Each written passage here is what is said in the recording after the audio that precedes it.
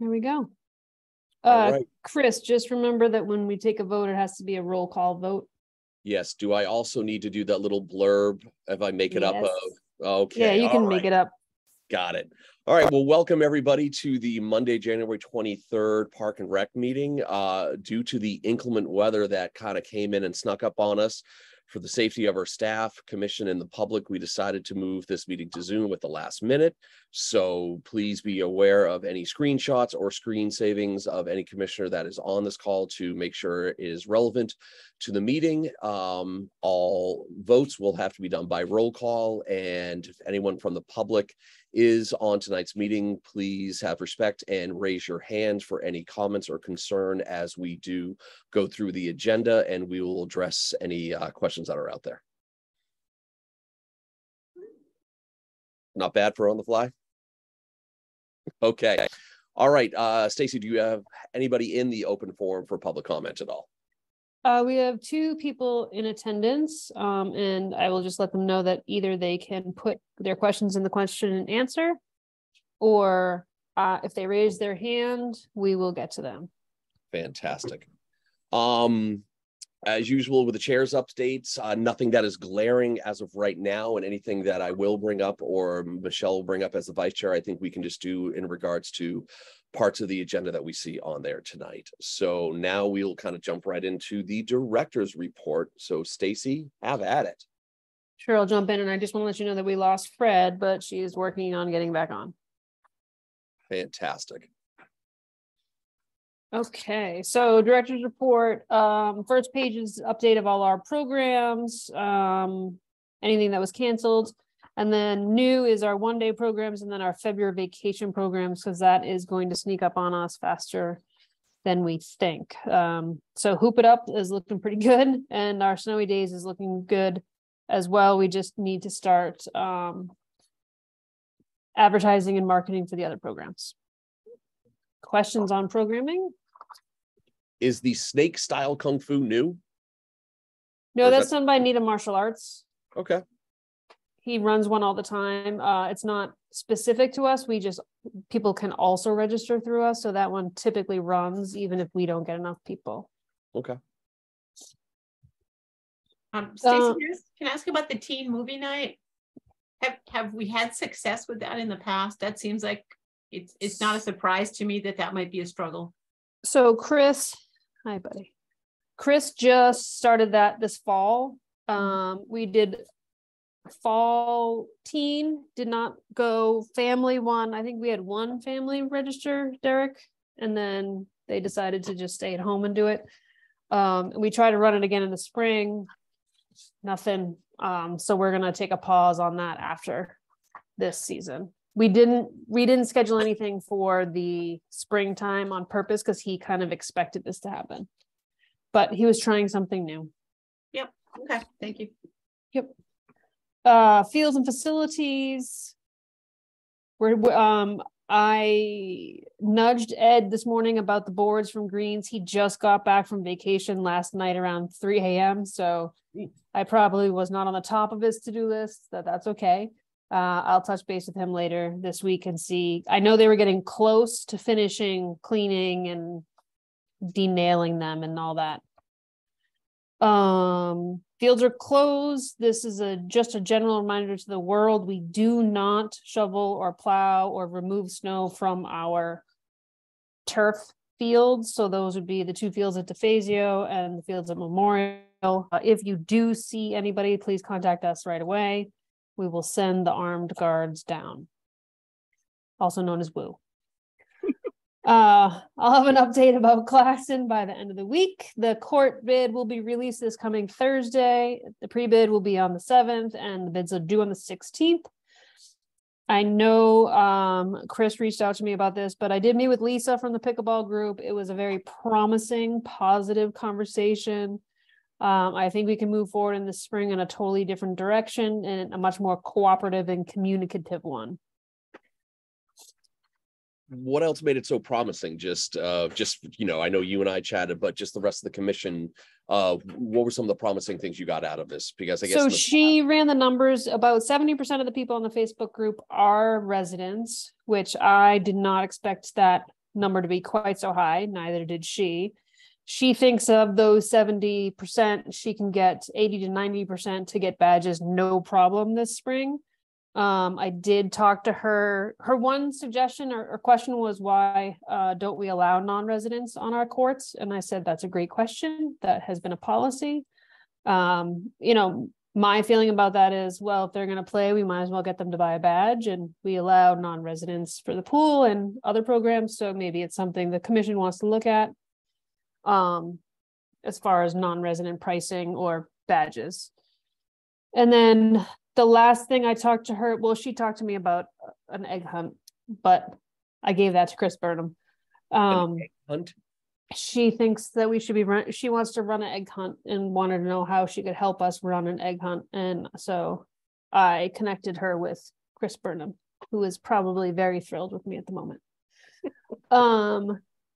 And then the last thing was, we talked about tournaments, and I said, you can't run tournaments, and she's at first was like, well, we don't really run tournaments. And I said, well, the brackets are up there.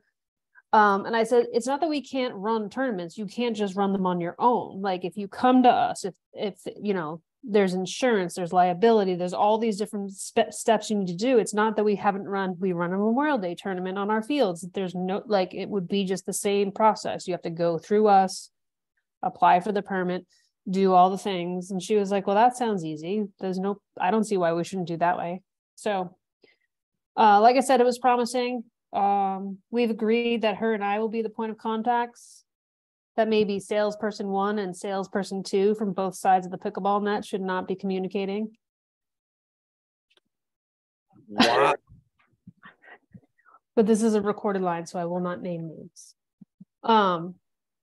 But we both left feeling really positive about the spring, and I did not go into that meeting expecting that. So I felt pretty good about that one. Okay. Does sound promising. Any other comments from the commission, feedback at all? Dina. And maybe we just haven't gotten to this. So Stacy, you said you'd have a Claxton update later in the week. Did we want to talk at all about any meetings that took place about it, or no? Okay. Not at this time. Okay. Yep. Sounds good.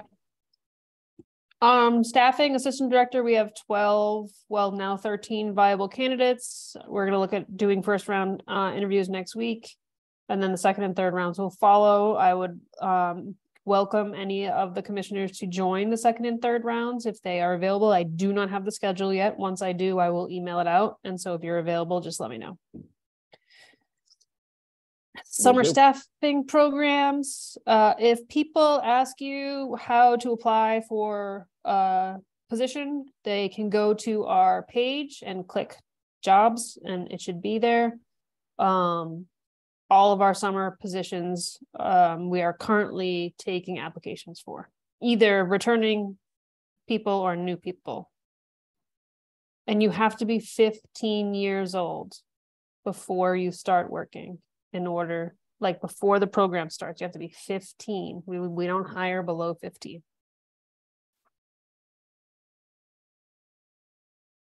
Did we lose her? I'm here. Oh, sorry. Screens just moved around. Sorry. I didn't. Have a question. I finally just figured out how to actually raise my hand and not raise my hand. Okay. Question about summer staff. So I just want to confirm, I've had a few people, teenagers who are applying for jobs and who asked me to do their reference for them, but I want to confirm it's not a conflict of interest. Am I allowed to be their reference? Okay. Yep, no problem. Okay. Thank you. Thank you. Volunteers, we have had some people, mostly, parents with seniors that are like, oh my God, I need volunteer hours. There is a form to fill out. We have lots of options and opportunities, especially over the breaks, because we run February and April vacation programs. So that is a place where you can bang out a lot of hours. Okay. And then the last thing I have from my director's report is some dates. So for the pool dates, I had a meeting with Devin and Kate about doing weekends only June 10th, the weekend of June 10th and June 16th. All of this is subject to snow days. Mhm. So if we have no snow days, we will do the grand opening on the 16th and then be open our full hours through August 13th. If we have snow days, I think even 2 trigger the next week, because then June 19th kicks us even further into the following week. Mhm. Then we would do the grand opening on the 24th, but still do weekends on the 10th and the 16th. And depending on staff availability will depend on those hours for those weekends.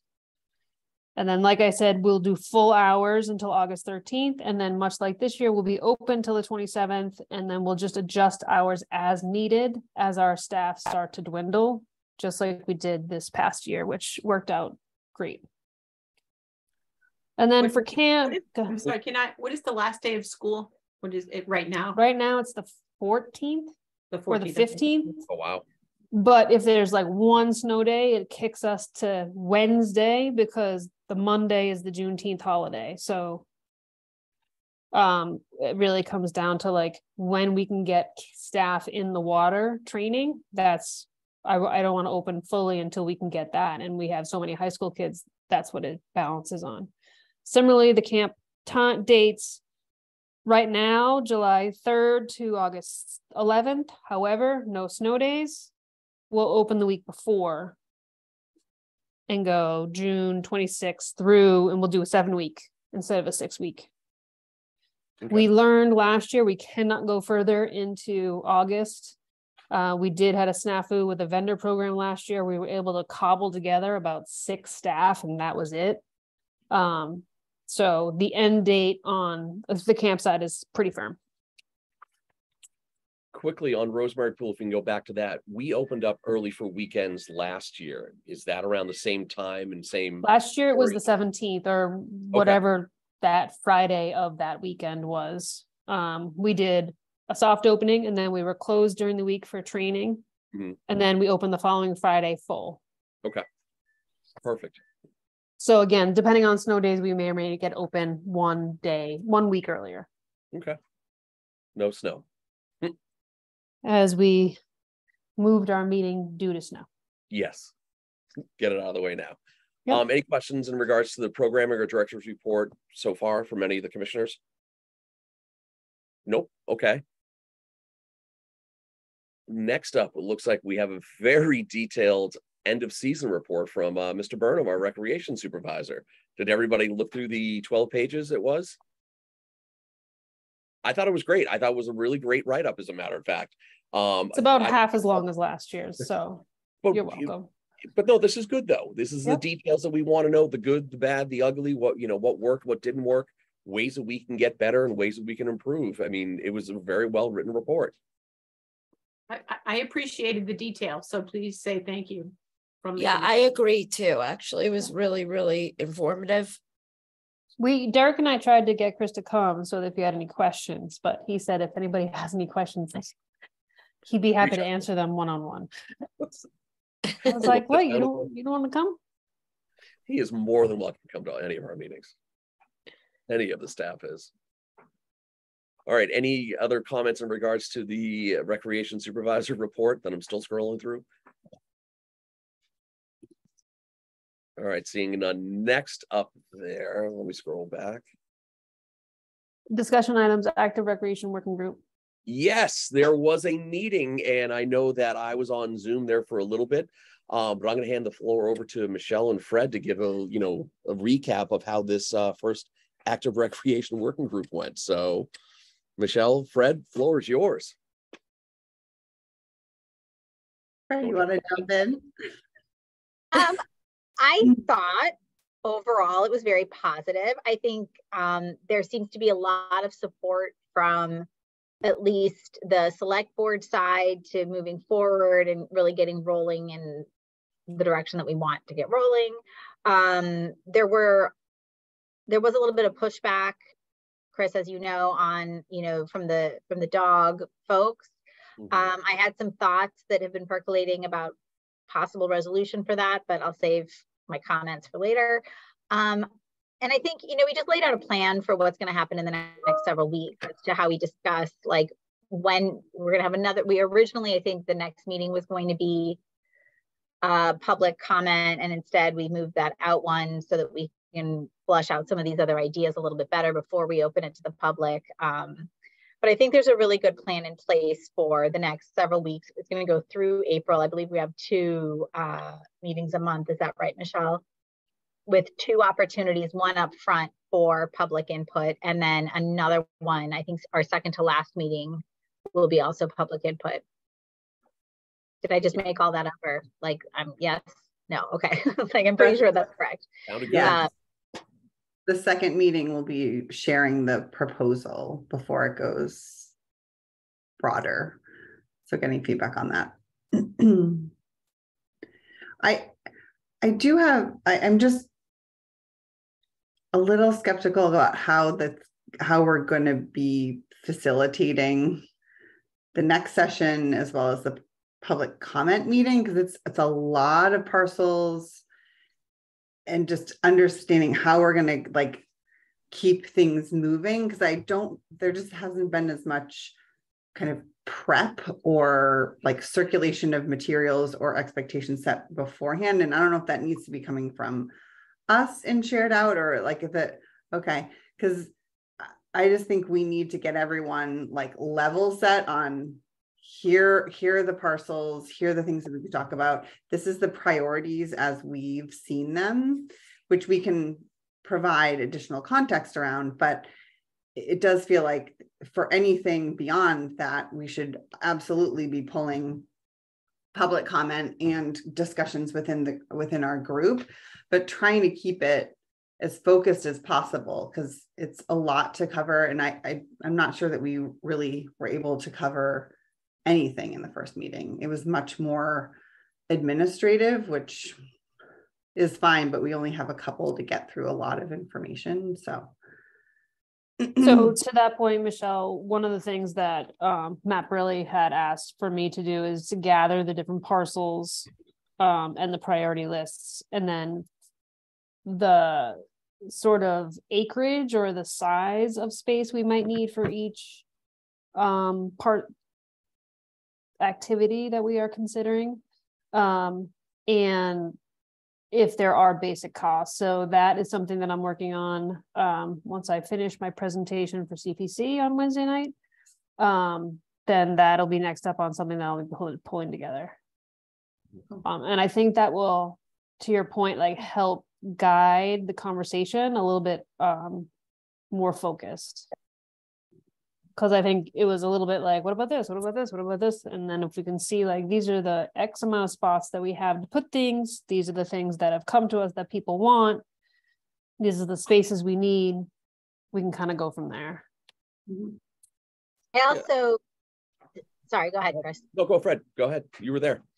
I was going to say, I think one thing I might toss out as a suggestion is that we find like the biggest voices, or the, like, I don't want to say ringleaders, but like the people who have kind of taken the reins on any one project, and have a meeting with them to say, get your group together and get your public comments in one kind of concise speech from everybody. And we will assume that like everyone in the room that stands with pickleball, stand up. So we see the presentation for pickleball, but maybe that's one way to keep public comment from being like repetitive. It shows the same level of support, and it's also, then more focused and to the point.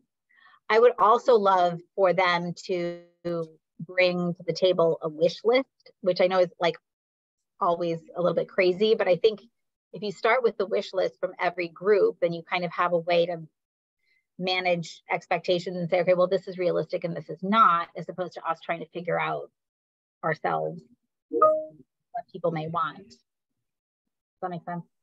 No, it does. I mean, I was just going to say, and you know, anyone else can chime in. And Cindy, I know you and I have sat through many of town meetings. Is that yes, sometimes meetings go a little bit off the rails. That it's one subject that then snowballs into another subject, and then just keeps on going. That I think it's good that you had the first meeting because you wanted to get the figures out there of what was going on. Now that we're going to prioritize what the lists are and what these sites are going to be, that's how we can control the meeting. You know, that yeah, hey, that's a great idea. We're going to work on that later because these are the priorities we're working on now. So it's great to get the public input, but when the meeting is happening there, you're talking about the priorities that you as the group has listed, and not to go off tangents, but it's good to kind of have that fact-finding meeting at first, which it sounds like you did. So now you can focus on more of what direction everything is going on.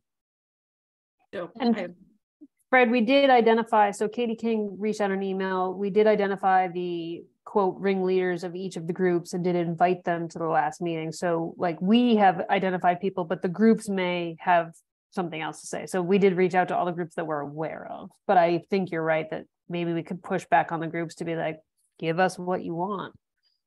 Yeah. And some That's kind of actually a good segue, because I was just going to ask that, like, have we reached out?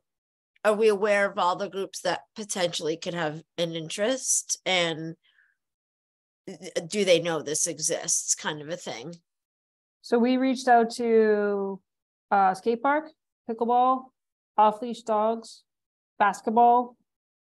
Those were the 4 major ones that we reached out to that we thought that they could affect, and that you know the 2 boards have heard from. That's great.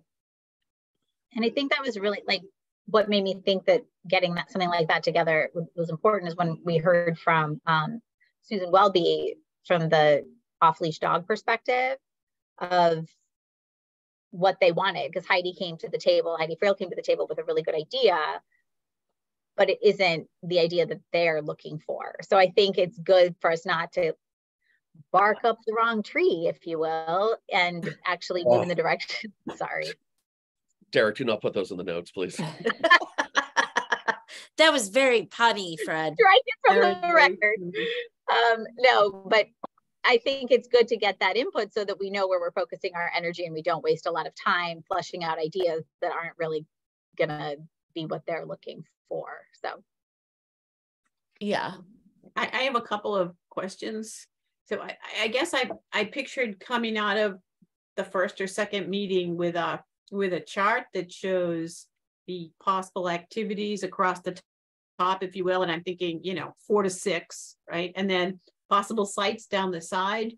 And then you put in X's as to which ones could go where.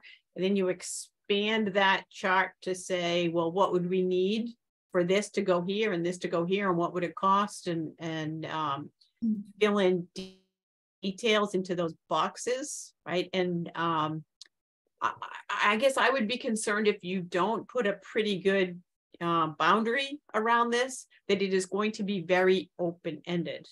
And asking groups what they want is okay, but this isn't, I don't think of this as a big open wish list.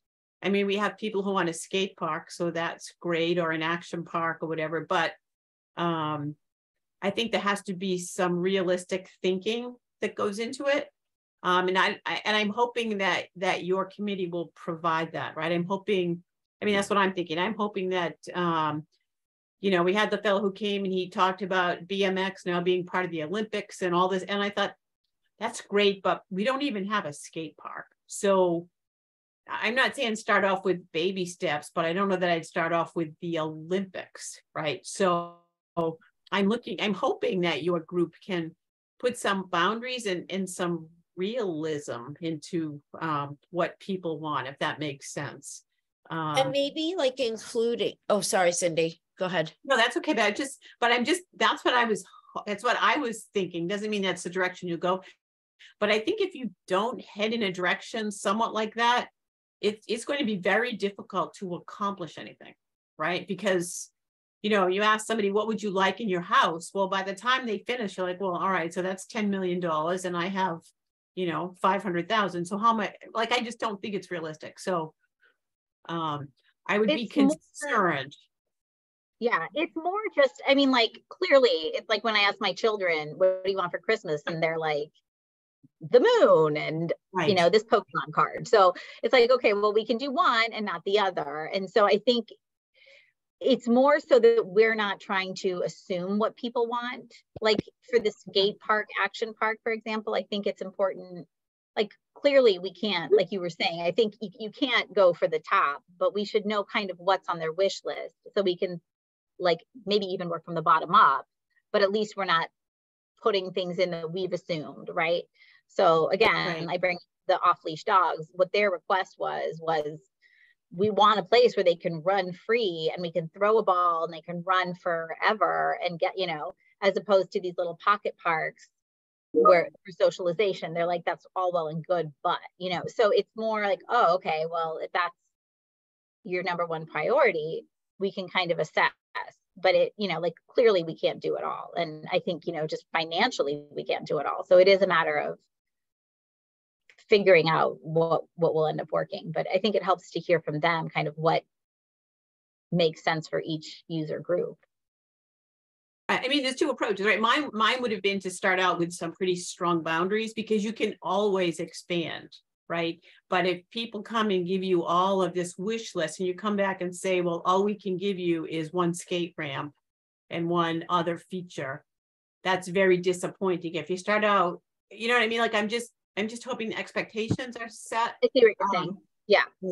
And I'm also going to ask, you know, I only saw the beginning of the meeting and then I had to cut out.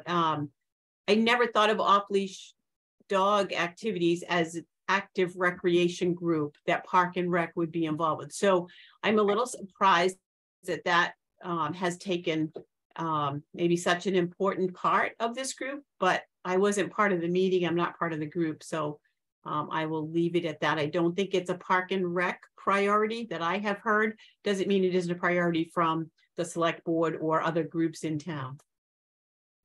I didn't mean to make it seem like that was a priority of that conversation. It was just brought up as something that people were interested in. And, you know, we didn't spend a lot of time on it, but it was the example that I used because it made me think, oh, I would have had no idea that that's what they were looking for. And so thinking through that kind of across the board, but you know, I think we can phrase the give us your wish list in a way that does set parameters to it, but at least gives us guidelines, I think, that helps us direct ourselves correctly.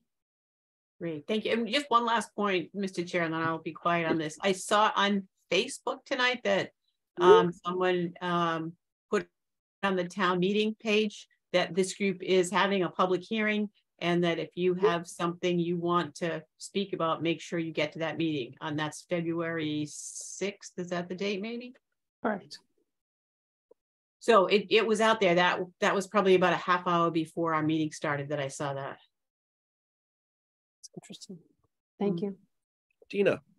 I'm just quick question and just a thought, but definitely not trying to micromanage or anything, but I wonder if also we should include folks like, you know, traffic and public works for, I don't know, like, because we're talking about maybe creating spaces that, do you know what I'm saying? That we may need some input from other folks that are versed in those areas. Do you know what I'm saying?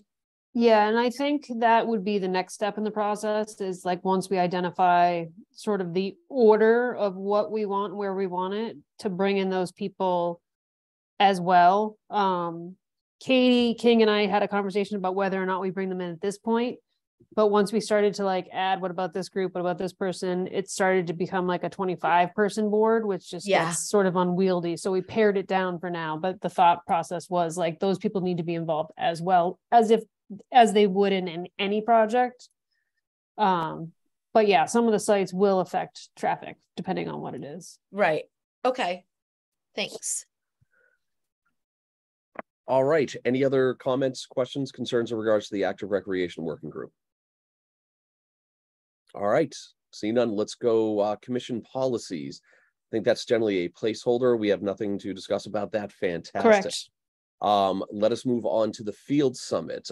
We have agreed that Stacy did bring up a point today, but I think we're still going to head forward on it, is that the Bean Pot is being played that night, but we still have to have our priorities in there, and we're still going to go through with our meeting. If people can't make it, then they can't make it, and we're still going through with our meeting.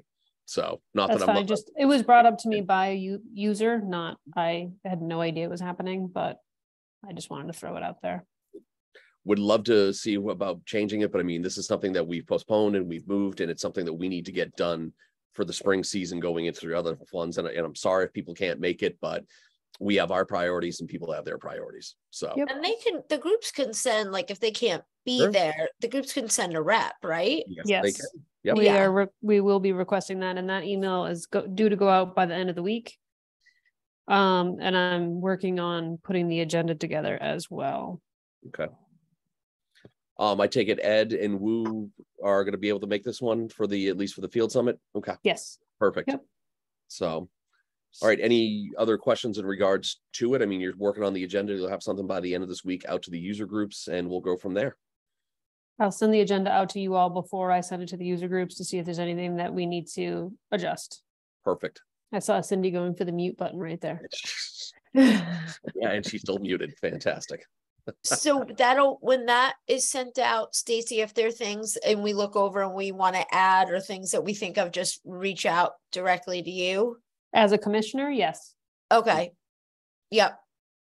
Now, again, remember that we are having our meeting after the field summit. So anything that we need to discuss, we can bring up at our Park and Rec Commission after the field summit meeting. Correct. Yep. Next up, we have the capital projects.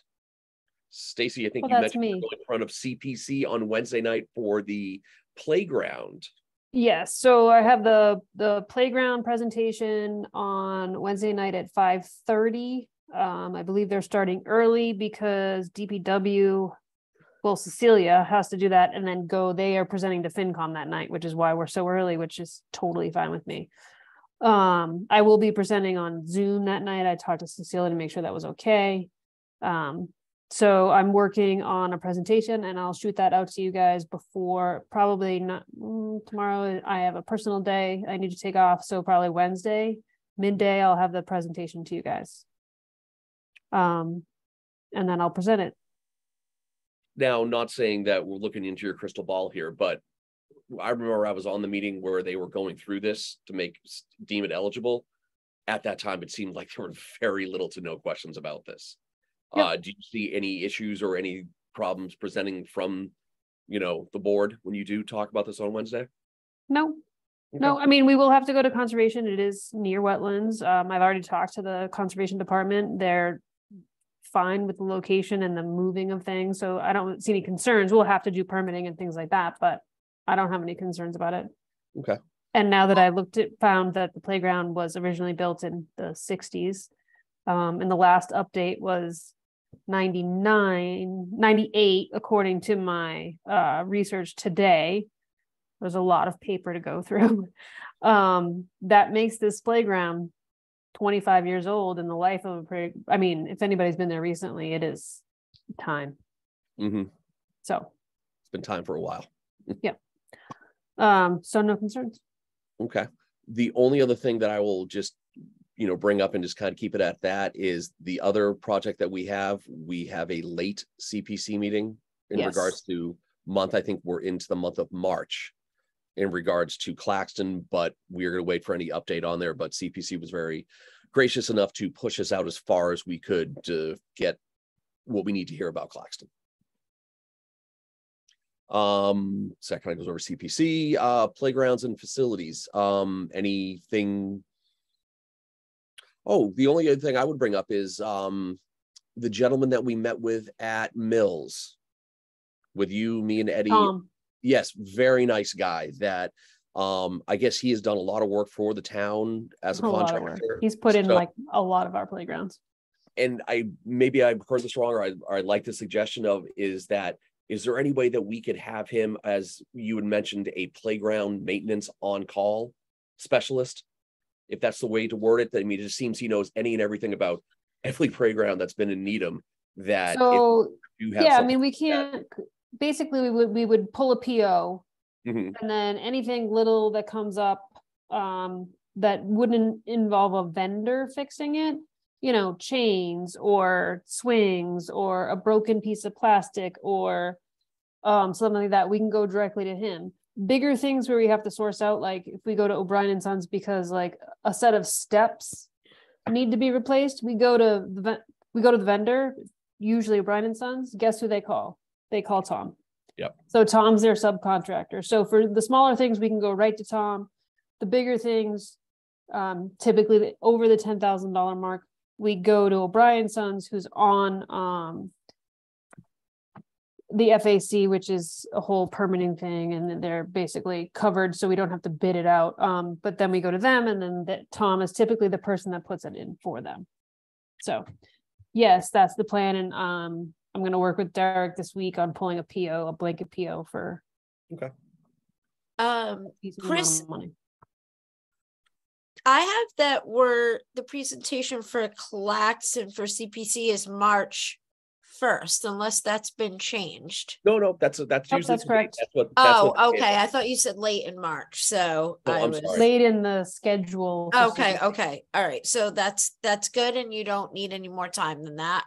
No, because originally we were scheduled for Claxton this Wednesday and DeFazio later. So we moved things around so we could gather more information about Claxton. Okay, all right, awesome. Now, DeFazio, we won't have to talk. Oh no, I'm sorry. I was thinking of the playground, not the Yeah. cloud, not the playground. Sorry, scrap that. My bad. Yeah, originally they wanted to do it in the same meeting, and so it's been split up and spread out, and if you end up needing more time, let me know. We shouldn't have a good idea by then. Hopefully. All right. I think that's it as far as playgrounds go. Got it. Now, next thing up before we get into the special events and everything, you had a lengthy document in there in regards to the Department of Public Health in regards to standards for recreation camps for children and all those fun stuff. Would you like to give just a quick, brief overview of why that is in the packet? Why that's in there? Yes. So we've been talking about programs versus camps for a while. And I had finally had time to dig through the CMR, the code 105 point, there's like 700 subsets of the CMR code, and look through exactly the language that says we by law need to be a camp. And so I highlighted the main page on the web page. And then in the document itself, I went through and highlighted the main parts that make us a camp. In addition, into looking at, and I talked to Chris about this, all of our vacation programs, if we run them 5 days, become a camp. If we run them 4 days, it's a little iffy, but we're going to work with Board of Health to just call them camps to make sure that we're following the law as much as we can. Chris this week is working on the camp, and you won't see it in the code necessarily. It's hard to decipher. Has like very specific first aid supplies and exact numbers of how many of each thing you need to have. So Chris and Derek have been working on that to order that so that we have them in-house for the vacation week programs. And then we're also prepared to have them at each site for our summer camps. Wow. And then as far as internally, how does that affect us? Financially, it doesn't affect us at all. I talked to Hannah Burnett, who is at Public Health. She's our public health nurse, about needing a particular nurse. We do not. We can have a health advisor, which is basically anybody over the age of 25 that's first aid and CPR, health supervisor. I require every single one of my staff, from my front desk to maintenance to the aquatics director, to be first aid and CPR certified. So we will dedicate 2 supervisors at each site to be the healthcare person. And that just means that they are the go-to person if any issues arise. And then internally, paperwork, Chris is working and working with one of our colleagues over in Weston to go through the paperwork and see what we need. By and large, we have most of it. The biggest learning curve will be having people send us their children's physicals. and the staff physicals. That will be the most difficult part, but we're working with a software system where they can upload them right from their computer. So that should take not all, but most of the headaches out of it. Okay. I think that is the briefest of explanations. Out of the 57 pages that were there. Yeah, I'd have to confess, I did not read many of those pages. The first two are really the biggest. I have a couple of questions, Mr. Chair. Floor is yours. Stacy, are you sure about the cost? Only because for years, as a commission, we were told we don't want to be a camp if we don't have to be considered a camp, because it will be so prohibitively expensive that our programs will no longer be affordable. So that's so that was one of the first thing I looked into, because in Arlington, we were a camp and we didn't have a dedicated nurse, but we were at a school site that had a program that had a nurse. So like we shared the nurse. And when I was in Lincoln, it was only the last 3 years that I was there that we shared the school nurse. And that was because we had very specific needs of children. So I sat down with Hannah, we had a good conversation, a pretty long one, about what are the needs and what do we need? And what if we have a child with this? And what if we have a child with that? And we do not need a full-time nurse at our sites. We don't even need a part-time nurse. We just need, and I followed up with Weston Rec, who has been a camp for 20-ish years now, and one of my good colleagues. So I said, like, what do you guys do? Do you have a nurse? And, the answer is no, they don't have a nurse on site during the day. They have health supervisors. And then obviously the upper level management of staff gets called immediately if anything happens. And then for any kid that has additional needs, medical needs, we work with them and the family one-on-one and with public health to figure out how we can meet those needs or get the kids' needs met. Whether it's like if the child needs to take medication during the day, for example, they're not allowed to walk around with their own medication. That's something that it would have to be stored with the health supervisor on site, and then they would come in, take their medication, check off a list, and go on. So there's different procedures that we'll come up with. And come to find out, we had 2 children last summer that were on insulin, and Chris Burnham did work out a procedure and a checkout list and everything they needed to do during the day. So it's something that we have been practiced in, but not necessarily writing down said procedures. Okay. And so we have taken children who needed to take medication during the day in the past. Yep. And now you talk about requiring information on kids' physicals. Is that information we've gotten in the past? Because if it isn't, do we have a way to safeguard that information and to make parents feel secure about that? So that's always the first question. I won't go into like, there's like a lot of different philosophies on this. The software system we're using is encrypted, so they can upload it safely and there's no concerns about anybody hacking it or sharing it or being able to download it. So that was the one thing we looked at when looking at software was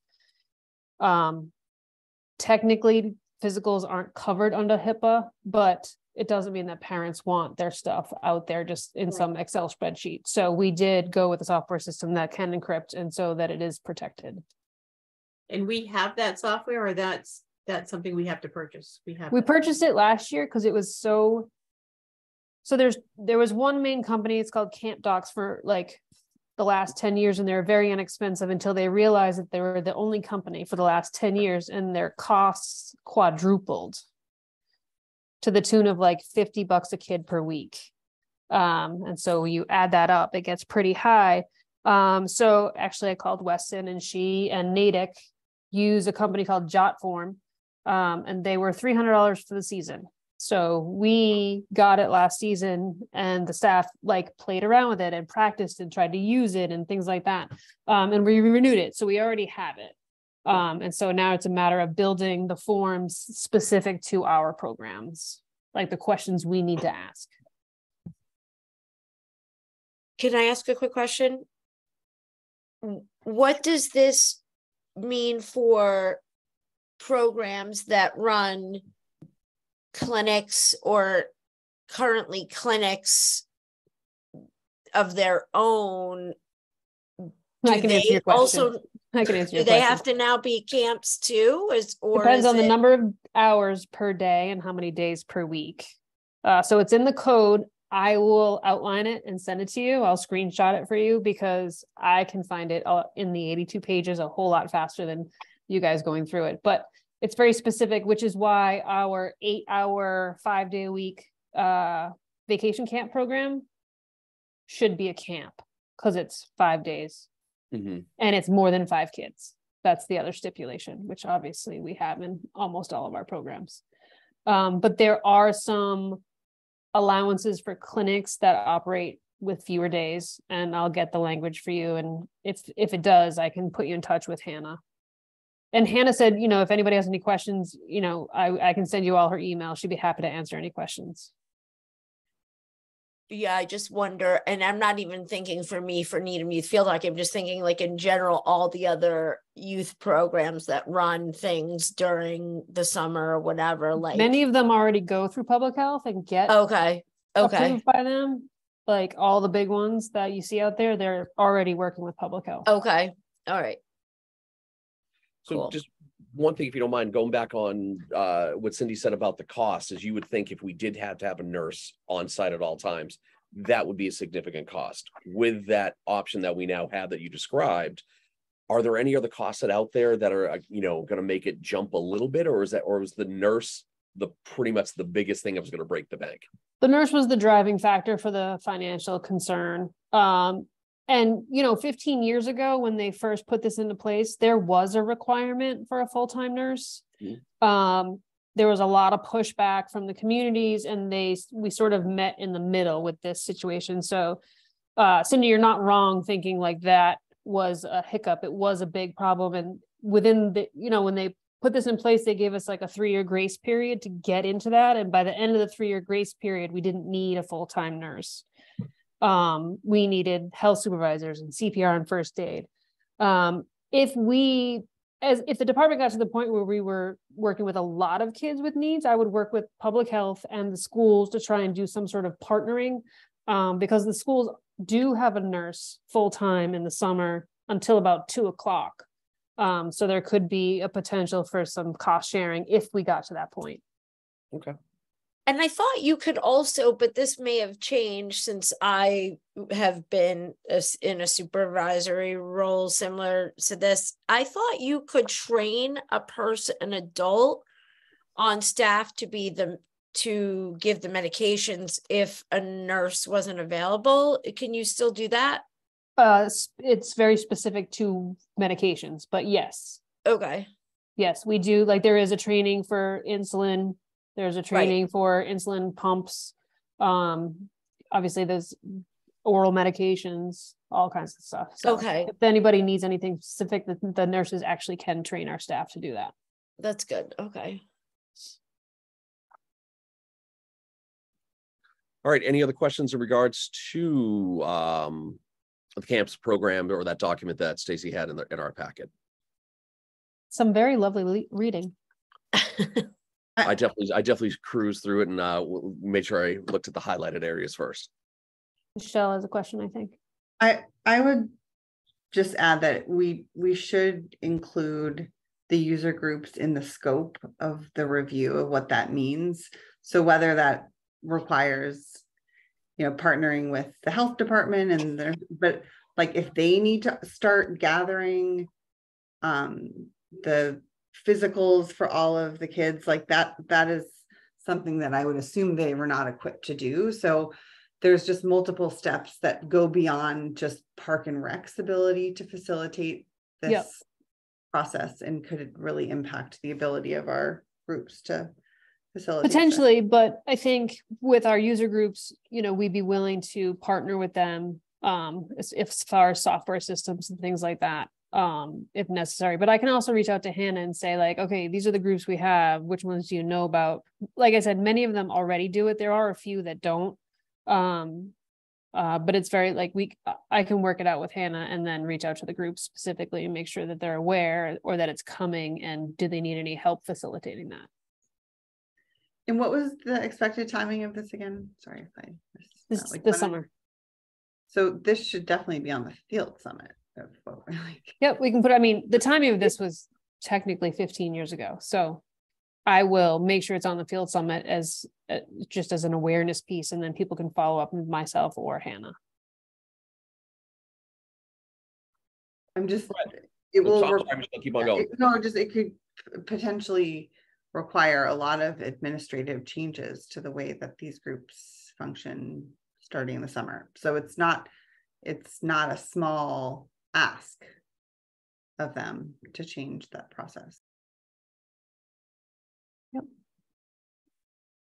Fred. So question, legally speaking, there could be significant recourse if we don't do it, right? Like we can be shut down. It wouldn't take much for like one person to be like, hey, right? So like that is where I'm coming from, where it's like maybe one injury could trigger everything else to be shut down. Yeah. So I think we do what we need to do and we get it done, and we get it done quickly because we're already way behind from my understanding of what I've seen and read and heard. And I think we, you know, especially since there is no added cost and there could be added benefits to families in terms of like companies paying, you know, like I don't remember the name of the program, but like there could be benefits to it being a camp, you know, that didn't exist with programming. So, but more importantly, like we do not want to find ourselves as a town in a legal situation that could not only shut down our programs, but like from a financial standpoint could be pretty devastating as well. Agree. One other thing, and I hate to do this, can we go back to the field summit in regards to the Board of Health? Doesn't the Board of Health have certain requirements that organizations have to do, like concussion protocols and things like that? Would that be addressed and reminded by the user groups at the field summit? Yes, and Hannah will be attending. I've already invited her. Perfect. That's just can I just piggyback off of that real quick too? It's just a thought I had earlier. Stacy, do we want to address the traffic concerns at the field summit, or is that going to be? It will be a talking point. It'll be on the agenda, certainly. Okay. All right. We won't have a policy in place by then, obviously. Right. I think actually Cindy brought up like maybe pushing it back on the user groups to come up with like, what do you see as the best plan? How it's horrible for everybody. So what are your thoughts? How can we make this better? And then it has more buy-in that way. And potentially more people will follow. Yeah. Okay. Good points. Anything else in regards to camps, to programs, and vice versa, and everything else like that? Okay. Let us move on to action item. Actually, I do have a quick question about physicals. Sorry. It's important though. So Stacy, so let's say you have, a program Park and Rec does, and it becomes a camp. Physicals are collected. And of course they have to be safeguarded because of HIPAA and all that. But let's say somebody needs to access a physical. So will they be on site, like the actual physicals? Like, is there a way to access the information in those physicals? So the staff will be trained on the paperwork aspect. So either it'll be digital if we can train the staff digitally to do it, or there'll be every health supervisor will have a binder, and the kids on site, their physicals and emergency contacts will be in that binder. We already do something similar as far as emergency contacts. Who do we call? Right. But it will additionally be a physical. And for camps, unlike schools, a physical is good for 24 months. So once they give it to us, it's good for that, any programs during the year, and then the following year potentially. So we would keep them on site for 24 months and then destroy them. Okay. And then being in a binder because it's a physical would not be a HIPAA issue. Okay. Nope. Ideally, we'll go digital because that's what the staff prefers and it's easier to locate and search for. But and JotForm should be able to do that, but we'll get there. Okay. Thanks. Mm-hmm. All right, let's try this again. Any other questions in regards to camps, programs, anything else like that? Well, no, just I kidding. know. Wouldn't put it past you. All right, now let's move on to action items and approvals that I know there are two separate parts of this where Derek, I think, sent out a late one. Should we use the most updated one that you sent, or should we use the one in this packet? And The most updated because it has the additional request on it. all right, let's all take a moment to find this, or at least for me.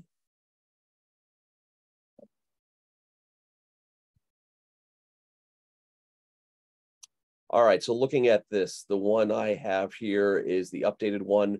Starts off with the Needham second annual backyard ultra run in the Claxton Quarry in Town Forest, 6 a.m. to 9 a.m. How many, this is the first time we've had something like this of a request? No, it's the second annual. Sorry. Okay, remind me of the first annual. How many people were there? How large was this event? I don't know that off the top of my head. I can search back into Fabian's documents, but there was no issues, no concerns. Addie said they were super clean, they were in, they were out, nobody knew they were there. This will obviously, if approved, we will wait on any updates on Claxton before it's officially approved. Understood. So it will be subject to And further yeah, detail. depending on if we have to change the route or not, but that will be followed up with the group. Okay, perfect then. And what's the difference between what's the updated one? Because I didn't have a chance to look at the updated one. It has an additional request on it, a new request. All right, so I can make a motion to approve pending Claxton Quarry location, the Needham Running Club annual backyard ultra run on 5/13 from 6 to 9 a.m. I second. All right, we have a motion and a second. Any further discussion? All right, hearing none, we will do a roll call vote. Michelle Geddes, Aye. Dina Hannigan, Hi. Cindy Chaston, Aye. Fred Lalonde, I and the chair is also an aye, so it passes unanimously. All right, next up, the Needham Memorial Day Tournament via the Needham Soccer Club. This has been going on forever. And 5:30 to 10 p.m. at night. Discussion about this. Is that the times that have always been requested in the past? That's just the overall time. Oh, Like hours in the day, you mean, or dates? no, the dates are always that weekend, but the time, like the hours in the day, it's always been 5:30 a.m. to 10 p.m., right? I think they have some people there as early, like to make sure that fields are set up, that the fields are clean and everything like that. So I think they're going a little bit on the early end, but I mean, if they're there early to clean up, I have no problem with that. I'm thinking about the later side though. The lights don't stay on past 9, correct? They don't, but they tend to stay there cleaning up sometimes until 10, but the lights will be shut off by 9 unless they go request that and they have to go to us and the select board for that. Okay. So Right, because 9 is the latest that they stay on, right? Without, yes, Right, without yeah. expressed permission. Explicit. So in the past, we have last year I think we lightly touched upon charging a fee for this. We never took it any further, but wasn't that a discussion item for the commission at one point? I'm not Yes. dreaming that, right? That was a Yeah. discussion. In regards to increasing the fee, because we've always collected a fee. There Right. has been a donation. I don't think used it's been a that fee, Chris. It's not. term. Right, it has been a I use the term donation somewhat loosely, but it has been, and I've been going through field invoices for the since 2018. It has been $15,000 for that particular weekend Are you saying per year or that's total? per year. per year. Per year. So 15,000. So I think we do need to take a look at it. at one point you had asked me to run the numbers as a clinic, as a like as if it was that. I have not done that, so I can put that back on Derek's plate to run those numbers. That would be great, Derek. I think also because we mentioned when we talked about this, I think a big part of it was that it's not just Needham Soccer Club that participates, right? It's like all sorts of organizations that come into play, right? Right. Yeah. And do we remember why the 15,000 was kind of the pin in place? Is that something like, did Eddie have any discussion of like, hey, this is the man hours it's going to take to groom the fields and seed and things like that? Like, do we remember where the 15,000 came from, or was it just kind of a? I don't. I know that many years ago it was 10. And then I think the committee asked for more at that time because the costs were going up.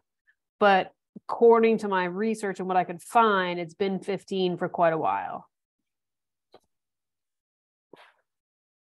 Maybe we talk about, I mean, I'm just a suggestion. I like doing the same fee schedule as what you would do for a clinic, or right? Or well, that was the request, was to run the numbers to see if that's more or less than the 15 grand, and then kind of go from there and make a decision on that. So that's what Derek's going to do this week.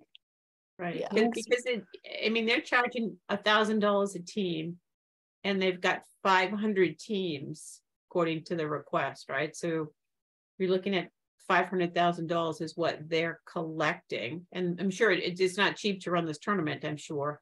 But I don't know how many participants that comes out to be. So how many participants on a soccer team would you say? Anywhere from 13 to 20. Yeah. Yeah. The larger teams might carry more people. Like 20, average 20 to 25. So say 20, right? So. Oh, she's doing math. Well, I'm just, $5 per day per kid. Right. If there's 20 kids, right? That's a lot more money than 15,000. Right? yeah. And I'm not suggesting that that's what we should do, but I just know we've had this conversation, and I think it's worthy of a conversation with the soccer club, right? With Mark Miskin. And I did talk to Mark and tell him that we were looking at that. And, his response was, the last time the commission came to me, I had no problem. Like, it's not I'm happy to give more, just whatever. So he wasn't surprised at this point. okay. But I also think that and this is just, just a thought. Like, I also think that the $5 is based on like a non-profit, right? Because Needham Soccer Club is non-profit, but again, like, are all of the other, groups and things that participate, are they non-profit? I don't know. Do you know what I'm saying? Like, I don't know what the best way to do that is, I guess. Right. Actually, I don't know what you're saying, Dina, because I don't know why we would care about anything but Needham Soccer Club. Because we have, it's not, remember we talked about like that the groups that come in to participate in this. Yeah. And that and correct me if I'm wrong, but I feel like we talked about it's like a large, they come from all over, and it's not just, it might. No, you're right. They don't only correct. just play in Needham. They play in other towns and right. That's what it was. Like that. Right. Well, yes. They're also not town teams. I don't know if that makes a difference. Though. Right. They're all, I would say 80% are club teams. Right. That's yes. Right. That's, they're mostly it's all coming not, back now. right? Mostly yes. out of town, mostly not Needham kids, very few Needham kids. Yeah. But they're also for-profit teams that are playing. Yes. But again, I'm not sure that that's right. I think that's relevant. we just kind of brought that up, and I don't know if that makes like a difference in how you guys want to, and how Park and Rec wants to address the fee. But anyway, I couldn't remember exactly, but it's all coming back now. With this is kind of what we talked about last time. Right. I mean, we didn't take it any further, but if we were to say $5 a participant, right, we could be looking at $50,000. Is that right? Am I reading that? Would we charge the teams that play in Needham? Like, you can't charge Like say it's a team from New Hampshire and Connecticut. Oh, no, and no, they we play charge, together. we would charge Needham Soccer Club. Needham Soccer Club collects their fee. Okay. Our only contact is Needham Soccer Club. We don't know these other teams, right? So Needham Soccer Club is providing us the insurance and everything for the event. I don't think we ever want to deal with the other teams. Okay. We only want one point of contact, and that's Mark Miskin and his organization, right? So if we were charging a fee, we would say, tell us how many participants you have, charging a per head fee, tell us how many participants you have. And it's, whatever it is, $1 a child, $5 a child, 10, whatever the rate is. That it's just, it's a way to look at it. I just think if we haven't changed this amount hasn't changed in, it sounds like 5 years or more, it's probably time to look at it, because we sure know it's costing us more to keep our fields up. Yep. Right. So. Okay. I'd be curious to see what those numbers are with Derek Pulse. Yeah. And I don't know what the next step would be. I mean, again, I wish we had looked at this sooner, and, shame on me for not even thinking about it. But I think it's an idea we should float by the soccer club and say, this is what we're thinking. And maybe they have some ideas and some suggestions, and, it's not to beat up the soccer club, but to just make sure we're getting enough of it a fee to cover. And maybe not for this year, because it is kind of a tight time period, believe it or not. But yeah, definitely. I mean, I'll make a motion to approve the permit, but I definitely think this is something we should maybe put on a future agenda to talk in detail about, right? No, I agree. So I'll make a motion to approve the do I have to say the whole thing? Hold on, let me bring it up. Needham Memorial Day. You can just say the Needham Memorial Day tournament by for Needham Soccer Club. All right, I have a motion. Do I hear a second? Cindy, I think seconded. All right. Any further discussion? All right, hearing none, we'll do a roll call vote. Michelle Geddes. Aye. Dina Hannigan. Aye. Cindy Chaston. Aye. Fred Lalonde. Aye. The chair is also an aye, so it passes unanimously. Next event that we have up is the athletics banquet for the Needham High School boys swim and dive team, to be held at the Rosemary Recreation Complex on March 5th. I like this idea. This is the first time I think a school event has been held at the recreation complex for a banquet. So they've been mostly booking Memorial Park, I think proximity and everything else. But for whatever reason, I think it's booked that day. So they're looking for us now.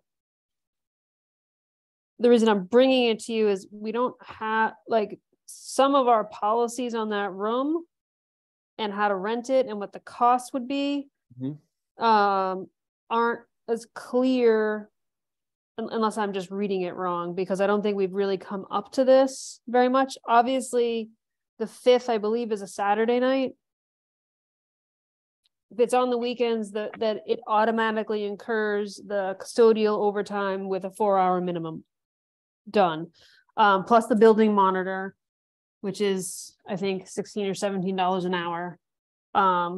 And then is there a fee that we would charge? Not necessarily to this group, because I think, perhaps we wouldn't, but because like Memorial Park doesn't charge for this kind of user group, only for custodial fees. So really my question for you is to yay or nay, and then if there's a charge for the room, is that something that I'm missing in the policies? So just looking at the date, March 5th is a Sunday. So is that now time and a half for a building monitor? Yeah. Or okay. Time and a half for custodial or double time, I forget what it is, but it's in the Memorial Park policy I can look at. And you said Memorial has not charged them in the past, or they have just for the Memorial doesn't charge school groups for the room. It would only be for custodial and building monitor, which they pay already if they went to Memorial. Yes, as long as if it was on a weekend or yes. right, what do people think? I would not think we would charge a school group. Yeah. I mean, I would obviously charge them for janitor, custodial services, I mean, and building monitor if that's required. But I wouldn't anticipate we would charge a group like this. I don't think that was ever in our thought process, but I guess I mean, if they were to book it, I agree to some degree, but if they were any other sports group were to book it anywhere else, there's a fee. So I don't know. I mean, just because it is on a weekend, that I don't know. It's kind of, what do you think, Stacey? I mean, you have to have you have to pay for the janitor and stuff, right? So to maybe just cover that fee. They have to pay. I just mean there would be, typically I would agree with Cindy. There's no building fee for this school group. They have to pay custodial fees because those are required. There's no way around them. And the same thing if a building monitor is required, which I did tell them they are aware of. So it would just be whether or not we would charge a building fee. And I agree, for a school town group, that doesn't make any sense. Okay, yeah, I agree. No, I agree with that also. Like, I wouldn't charge them. I mean, it's something that it's, they pay the usual. They can't do it at Memorial. It doesn't conflict with anything that we have going on. I assume on a Sunday night in March at the complex. It does not. It is open. We don't have to bump any of our programs, so. Don't have to. I'll entertain a motion from somebody on this one. I would make a motion that we approve the special event request from, what are they called? The Needham Swim and Dive Team. For NHS Boys Swim and Dive Team for March 5th for their banquet. I'll second. All right, we have a motion and a second. Any further discussion? All right, hearing none, roll call vote. Michelle Geddes. Aye. Dean Hannigan. Aye. Cindy Chaston. Aye. Fred Lalonde. Aye. The chair is also an aye, so it passes unanimously. All right, I think this is the last one up. It is the color war for the 5th grade students and parents for Broadmeadow PTC. Everyone seeing that one on their updated special event? I didn't see that one. No, I didn't see that one. It's on the second page of the most updated one that Derek sent out today. Oh, yeah. Oh, fun. Color war. Has that been done before? It has not been requested as a permit. Ah. So what is I like how you word that. What is a color war? Are we talking? So paint? no, so basically we used to do this in our camps too, is like you break up teams into 4 different colors and then they do challenges like tug of war, relay races, water things, like whatever the group comes up with. In camp we did it for a week long. Kids decorate shirts. It's like a whole thing. Yeah, okay. There are no guns involved or allowed. Jeez. Yeah, like a updated field day. Yes. Right, yeah. The middle school usually does this Yes. against clusters. So Yeah, exactly. So the only thing that I want to bring to your attention is the request is for a Friday night in May, which would obviously have a field permit. Here's the second hiccup. Depending on Claxton, Broadmeadow would be in use until at least 6 by the high school. So this, if approved, would also be dependent on the outcome of the further information we're getting from Claxton. is the backup date also a Friday? Yes. Yeah. Yes, if you add 7, I think it's the same. Thank you very much. I was just making sure here. Yeah, I wonder if that's hard, a Friday evening in May, but I mean, if there's no game scheduled, we can obviously make it work. Yeah. It would be more about the game schedule, which obviously I don't know that it's even posted yet. Yeah, I do check fairly regularly. Yeah, when would you know that, do you think, Stacy? Because I wonder how long, this doesn't sound like something that they have to organize very far ahead, but they certainly need a heads up. So what do you think the timing is? I'm hoping I would have, for Broadmeadow, by the end of the week, I would have a much more definitive answer on that.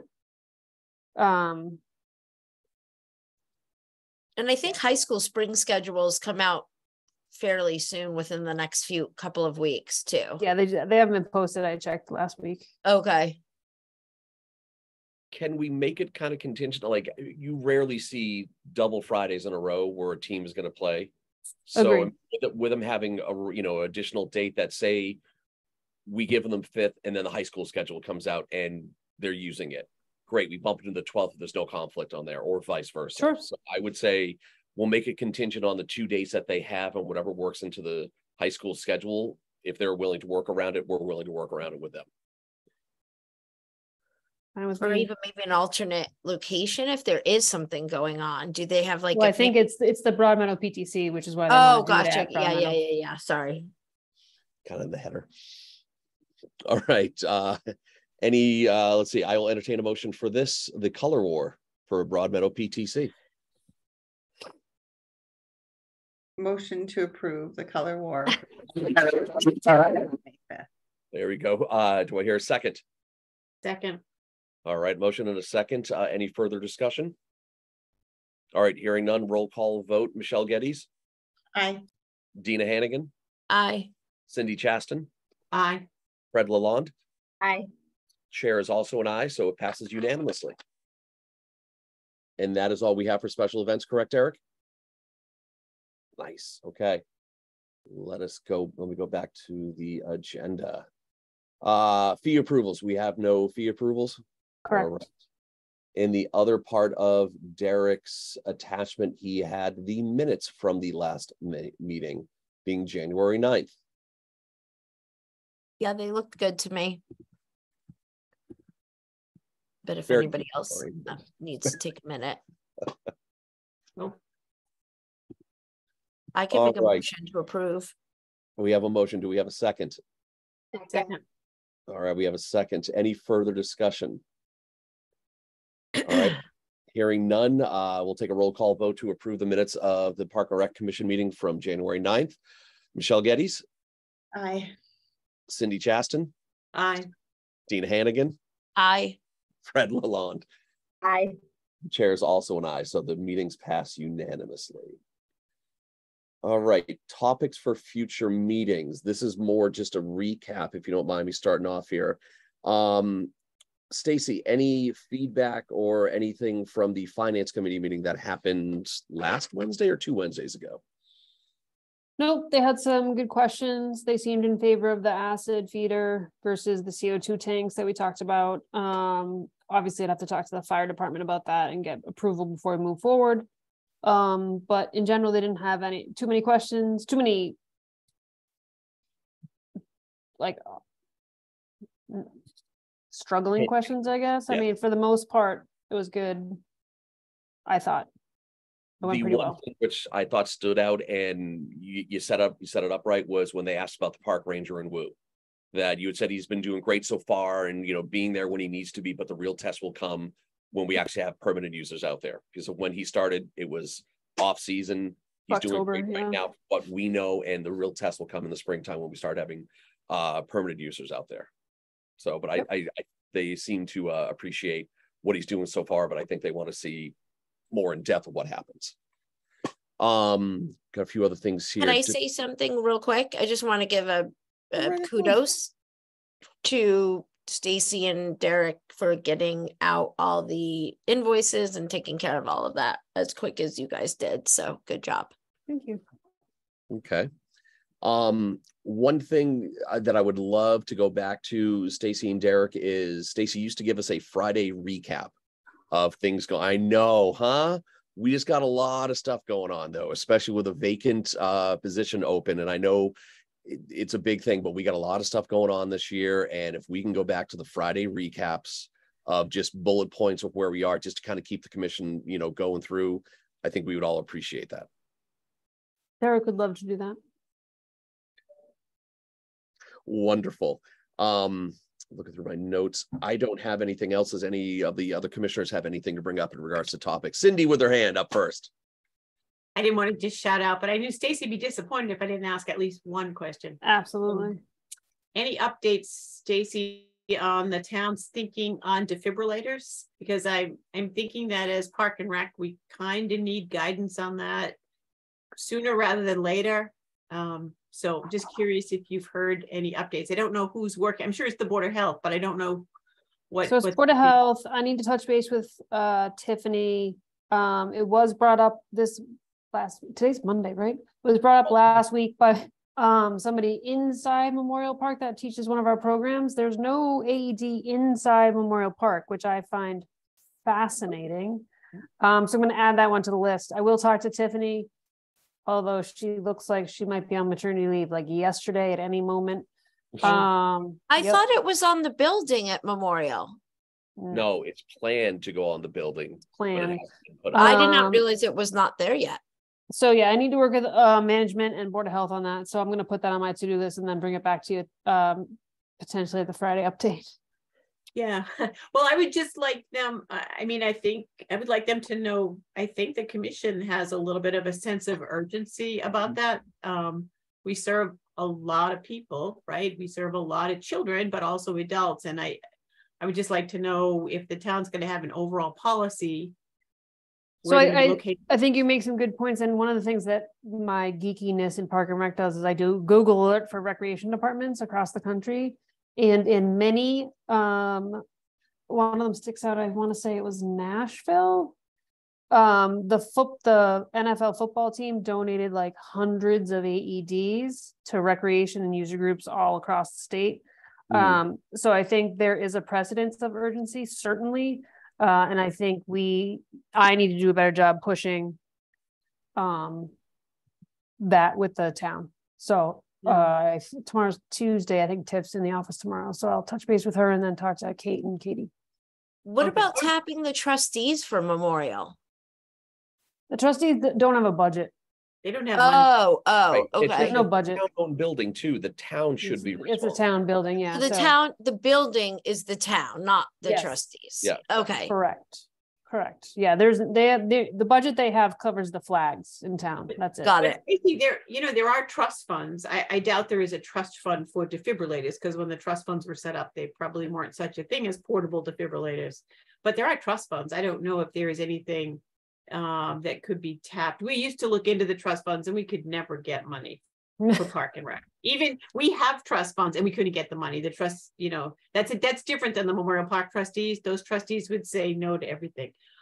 But I think from the town perspective, we're looking not only to protect the public and the kids that we serve and the adults we serve, but also the town's interests, right? Oh, absolutely. Right. I mean, I would be upset if I had something happen. I had a child playing baseball or lacrosse and we hadn't taken some measures.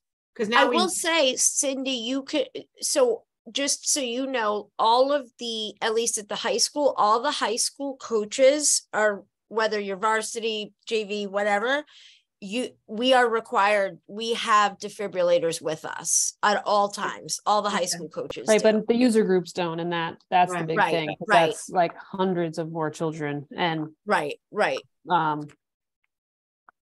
participants. Right. I mean, that's a good point, Dina. So I appreciate that. But no, the user groups definitely. I've actually just purchased one for my league. The youth groups definitely. There should be maybe a conversation about that with the youth group heads too. Like, you may want to think about doing that to protect yourselves. Right. And I would like to ask that question at the Field Summit. What are you folks seeing? What are you doing? What's your policy? Because it's, it's not just us, right? It's anybody who's in a position of authority. Should you be thinking about it? Are you responsible for that? Okay. And thanks. If you don't mind me saying, I know the town hasn't asked, but if they did, I would love to see if they could have a commitment date by the time the field's open, that we have these defibrillators in place. I know Memorial's an easier ask because of the wires and the phone lines already there. And I know DeFazio is a more complex because of it doesn't have those things. But I mean, if you were to ask, would love to have them by the time the field's open for spring sports. Just making notes. Yeah, I mean, I think we need a policy, right? We probably need a policy, or the town needs a policy, and then we need to figure out how we can execute it or implement it.